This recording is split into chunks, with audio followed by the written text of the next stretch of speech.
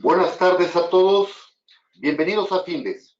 Son las 18 horas con 5 minutos, día 28 de junio, momento de iniciar la transmisión del webinario referente a la evaluación y deterioro de los activos de larga duración. Soy Emilio Villalobos, directivo de la Fundación, y les agradezco la oportunidad que nos brindan de llegar a todos ustedes a través de este micrófono, esta pantalla. Se encuentra conmigo el contador público Fernando Basaldúa Mayer, que será quien conduzca esta plática, y a quien me permito presentar como licenciado en Contaduría, licenciado en Derecho y actuario. Es integrante de la Comisión de Análisis y Difusión de las Normas de Información Financiera en el Colegio de Contadores Públicos de México. Ha laborado en diversas firmas internacionales reconocidas con sede en México y actualmente preside la firma Suiza Genève Group en México, localmente conocida como Basaldúa, Mota y Arango. Antes de ceder la palabra a Fernando, les invito para que formulen sus preguntas y realicen sus comentarios, los cuales atenderemos al final del webinario. Fernando, buenas tardes. Podremos iniciar. Con mucho gusto, buenas tardes a todos. Bueno, pues vamos a platicar un poquito sobre lo que es el deterioro del valor de los activos de larga duración y su disposición. Así se llama este boletín que fue hecho por la CPC y que actualmente el CINIT no le ha hecho cambios porque ha quedado muy parecido a como dice la NIC 36.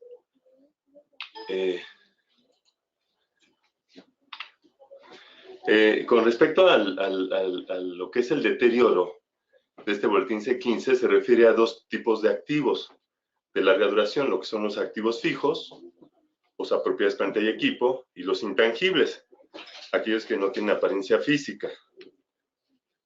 Y también se hace referencia a que los activos se tienen que medir basado en lo que son, de acuerdo a su eficiencia, de acuerdo a lo que producen en flujos de efectivo.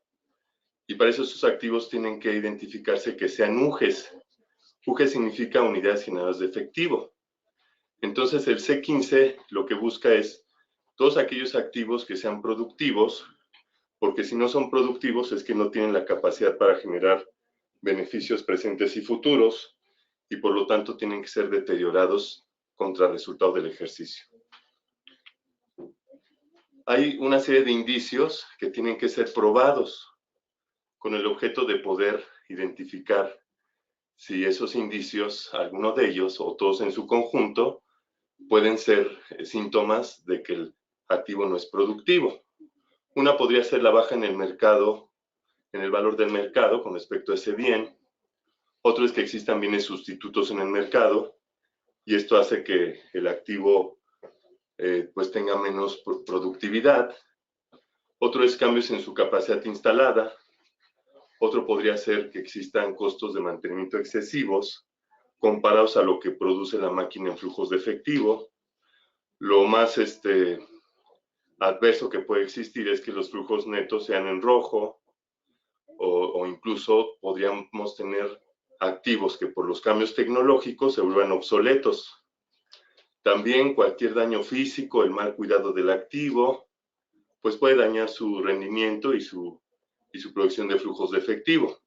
Y el más importante, que es la evaluación técnica, se refiere a que el valor de recuperación por flujos de efectivo esté por debajo de todo lo que representa el valor contable del activo. Entonces eso numéricamente se tiene que evaluar, y esa diferencia, cuando el valor contable sea mayor que el valor de recuperación, el neto, se castiga contra resultados. De acuerdo a la NIB 3, el castigo a resultados tiene que ir exactamente a donde mandamos la depreciación en nuestro país. Si la depreciación se va al costo de producción, ahí tendríamos que mandar el deterioro. Si se va a gastos de venta, gastos de administración o gastos de distribución, ahí tendríamos que mandar el deterioro. También el deterioro, la ventaja es que tiene una reversión. Esto es que al momento que yo me lo mando este año a resultados, puede ser que el próximo año el valor de recuperación esté por encima del valor neto en libros. Y esto hace que yo tenga que reversar con el tope de lo que yo ya había deteriorado. Nada más la excepción es que los intangibles, a nivel US GAAP y a nivel norma internacional, no se pueden reversar. Y en México sí dan permiso de reversarlos, de revertirlos, pero toda vez que esté bien justificado y que se tengan las bases suficientes para decir por qué se deterioró y por qué se va a reversar o revertir. En el caso de los intangibles no aplica el valor presente esperado como tal o estimado a través de la fórmula de valor presente, sino aplica la perpetuidad, ¿sí? Y esta se determina por el excedente de los activos fijos. Si es excedente, se saca un promedio de tasas y se le aplica la perpetuidad y es como se deteriora el intangible. Es la única excepción en México, porque en Estados Unidos y a nivel internacional, la norma IAS 36 dicta que el intangible se deteriora igual que el activo fijo. Y otro aspecto importante es que si no hay excedente de los activos fijos, se implica que los intangibles están totalmente deteriorados. Y bueno, todo lo que se refiere a la provisión de flujos de efectivo es como hablar de lo que es un proyecto de inversión. Entonces se tiene que apegar a todo lo que marca las finanzas corporativas. Se hace sobre bases de finanzas corporativas, se aplica la proyección a través de herramientas de pronósticos, que puede ser el interés compuesto, series de tiempo, regresiones estadísticas o incluso encuestas. Y se debe aplicar el valor presente esperado o estimado.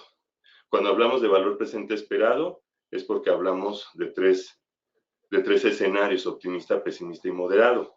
Y cuando hablamos de estimado, pues hablamos de un proforma o hablamos incluso de una proyección que se hace a través de un presupuesto. La tasa de descuento, lo que nos da permiso el C15 en nuestro país es que podemos utilizar el costo de capital promedio ponderado del activo. Esto significa el WACC. Entonces, este costo promedio ponderado del activo se tiene que determinar con la tasa de financiamiento que se utiliza para ese activo y la política de dividendos, que es la tasa de capital, y se tienen que ponderar con el objeto de saber cuál es la tasa del activo. O se puede determinar a través de una tasa de descuento de la empresa. Esto significa que pues, no nos vamos al activo, sino todos los pasivos que tenga la empresa, se identifica cuál es la tasa de riesgo, la tasa de financiamiento, perdón, de la empresa a través de la deuda y la tasa patrimonial. Y se ponderan y se determina un costo de capital promedio ponderado de la empresa. También podría aplicar una tasa de financiamiento que ya se tenga con un activo similar y entonces se toma ese mismo tasa de financiamiento y la que se utiliza como tasa de descuento. Y la otra es que podría ser una tasa como el bono gubernamental, los CETES, que son tasas libres de riesgo. Entonces cualquiera de ellas, siempre justificando por qué tomamos esa base hipotética, es suficiente para poder determinar esa tasa de descuento. Bueno, en la reversión yo decía que está prohibido revertir 2 veces un intangible, incluso con menos razón el crédito mercantil, que es otro de los intangibles. Y la reversión, el punto importante es que no debe exceder del tope de lo deteriorado. El B3 dice que las reversiones se mandan también a donde mandemos la depreciación. Entonces se pueden ir al costo de producción, se pueden ir a los gastos de venta y se podrían ir a los gastos de administración. Pues estos son los aspectos más importantes. Si yo quiero revisar lo que es un deterioro, pues un auditor de estados financieros está prohibido por Código de Ética Profesional que haga estudios de deterioro, porque el deterioro es una evaluación de los activos. Aplica las técnicas de evaluación como el valor de uso. Incluso en México dicen, oye, lo puedes hacer con valor de uso o lo puedes hacer a través del valor razonable, el que resulte que sea mayor, y sobre esa base tú puedes aplicar tu metodología. La norma internacional dice, pues no resulta que el que sea mayor, tú puedes utilizar el valor razonable o puedes utilizar el valor de uso. Y la norma gringa dice, solamente puedes utilizar el valor razonable y el valor de uso lo podrías utilizar, pero como una prueba de indicio de deterioro. Entonces ahí tenemos unas discrepancias de las 3 normas también. Entonces, el auditor no puede hacer este tipo de trabajos, tiene que ser un tercero independiente, porque no puede ser juez y parte, no puede estar evaluando y calificando al mismo tiempo la razonabilidad de las cifras. Pues por esto sería en un marco muy general lo que es el boletín C15 y su evaluación. Fernando, muchas gracias. Vamos a dar unos minutos para que nuestros escuchas nos realicen las preguntas que consideren necesarias.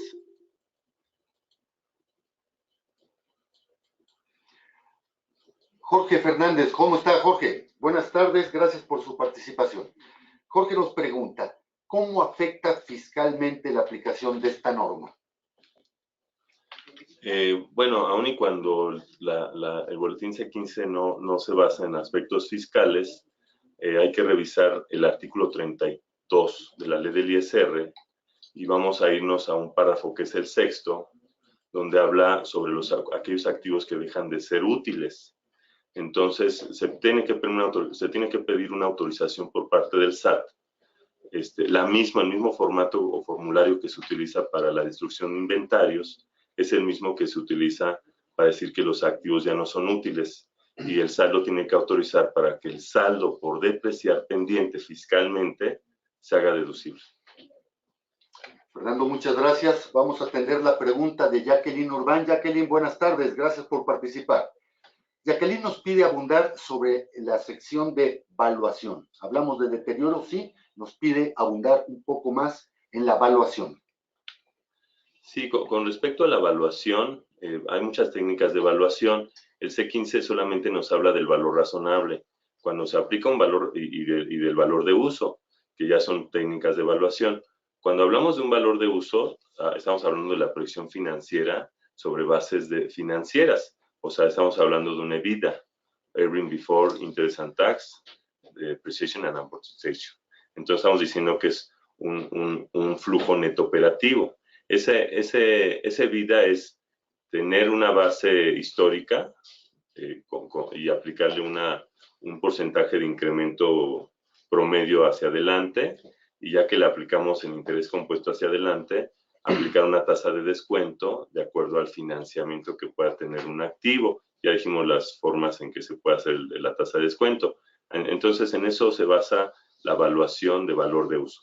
Cuando hablamos de valor razonable, pues vamos a tener que checar la B17 nueva o la norma internacional IFRS 13, que nos habla de que hay tres tipos de valor razonable. El valor razonable basado en ingreso, el valor razonable basado en comparables del mismo activo y el valor razonable basado en costo. Entonces, si yo hablo de un intangible como podría ser un software, pues el software tiene que sumarse todos los costos adheridos a ese valor del costo y decir, pues no hay que buscarle más, eso es lo que da el software, eso es lo que se le invirtió, eso es lo que vale el software.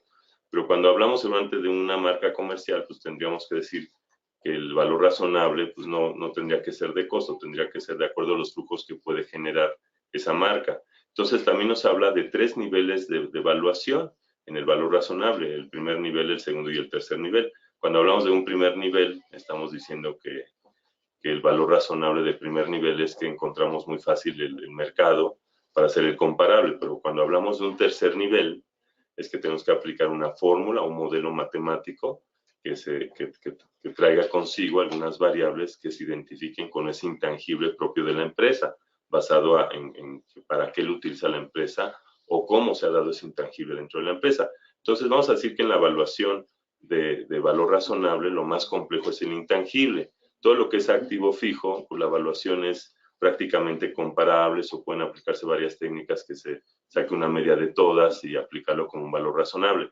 Lo importante del valor razonable es de que es más comprometedor que un valor de avalúo, un valor de revaluado, que es lo mismo, porque el valor razonable pues, tenemos que justificar si hay un mercado y por qué se utilizó ese mercado y cuáles son sus comparables y si es observable ese mercado y sobre todo si ya lo obtuvimos, por qué aplicamos ciertas técnicas y no otras, y todo eso lo tiene que suscribir quien expide este tipo de valores razonables, y al final queda como responsable la misma administración porque se va a tener que revelar todo en los estados financieros.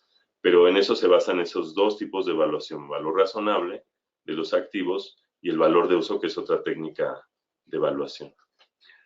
Fernando, gracias. Tenemos la pregunta de Laura. Laura Gómez, buenas tardes, gracias. Laura nos pregunta, ¿es posible aplicar regla de deterioro a activos circulantes? Sí, aunque ya lo encontramos en otra norma. Por ejemplo, si yo hablo de las cuentas por cobrar, sabemos que hay un deterioro, una estimación por deterioro de las cuentas por cobrar, y esta se castiga directamente contra el ingreso, pero se basa solamente en cuentas por cobrar a largo plazo, o sea que estarían en el no circulante. O sea, están en no circulante. Pero si hablamos de instrumentos financieros derivados, también tiene un tratamiento de deterioro. Si hablamos de inventarios, el C4 o la NIC2 habla también de un deterioro, que es el valor neto realizable, cuando está por debajo del valor de costo de los inventarios. La diferencia tiene que castigarse contra el costo.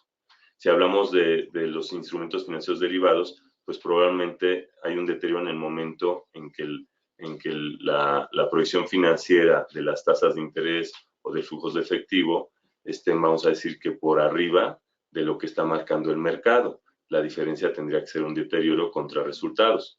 O sea que sí hay otros deterioros, aunque no están contemplados en el C15 y los encontramos en otras normas financieras. Gracias, Fernando. Laura Gómez nos pregunta nuevamente, ¿cuáles son las principales diferencias contra las normas internacionales? Gracias.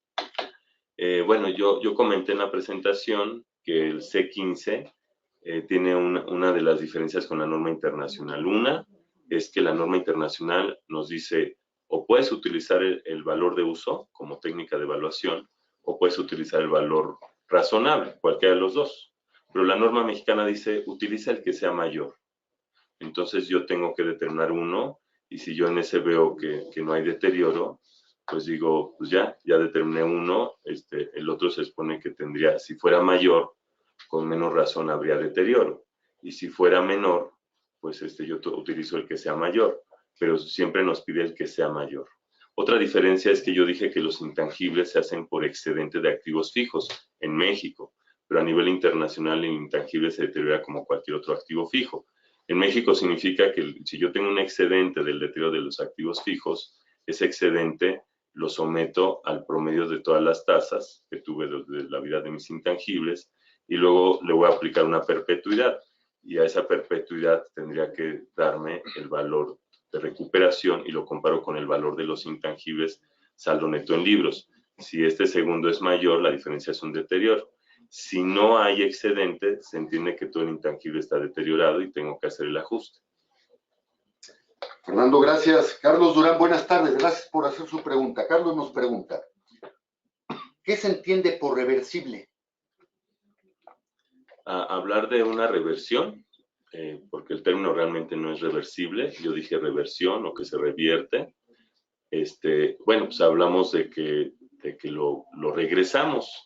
Es decir, que si yo había mandado un deterioro, que significa un castigo a resultados, revertirlo significa regresarlo al activo. Es decir, quitarlo de resultados y mandarlo al activo otra vez. Este tipo de deterioro se hace con ponderación de lo que representan todos los activos en el balance. Y cuando se revierten, también se tiene que hacer ponderadamente. Gracias, Fernando. Bien.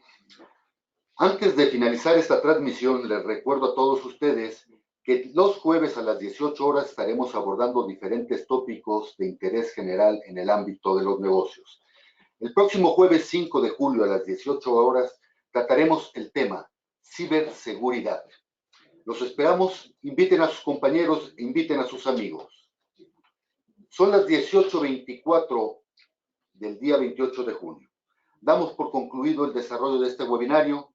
Gracias y hasta luego.